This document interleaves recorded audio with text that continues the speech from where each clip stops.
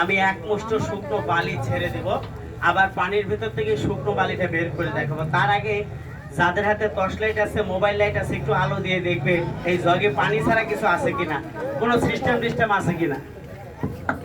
আলো আছে, আলো আছে, দেখেন তো পানি ছাড়া কিছু আছে, কিছু আছে? দেখেন তো পানি ছাড়া কিছু আছে? এদিকেও দেখবেন নাকি? দেখেন তো ভাইজান পানি ছাড়া কিছু আছে? এই সব বয় বয় আগে বয়, এই বয় কি হলো?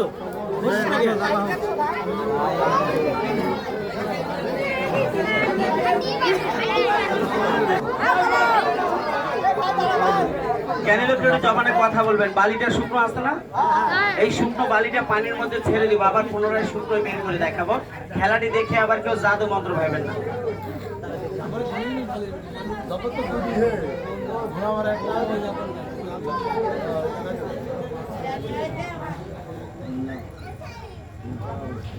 জ্ঞানী লোকরা ভাবছেন জবানে একটু কথা বলবেন। বালিটা পানিতে ছেড়ে দিয়েছি না, আবার পুনরায় শুকনোই বের করে দেখো। অনেকে ভাবে কি জানেন আমরা মনে হয় কোনো জাদু মন্ত্র, আসলে না ভাবছেন।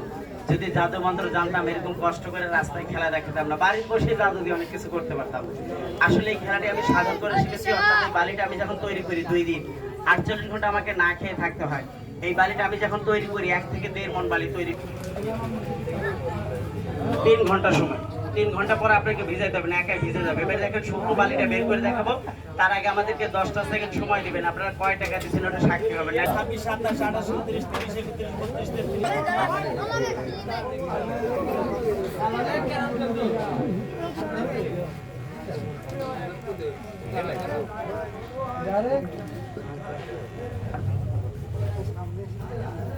হাতটা পাতেন তো, বালিটা শুকনো আছে।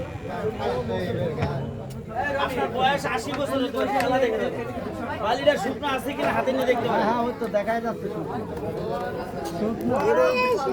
3 ঘন্টা ভিজবে এই বালিটা, 3 ঘন্টা। এই সব বল।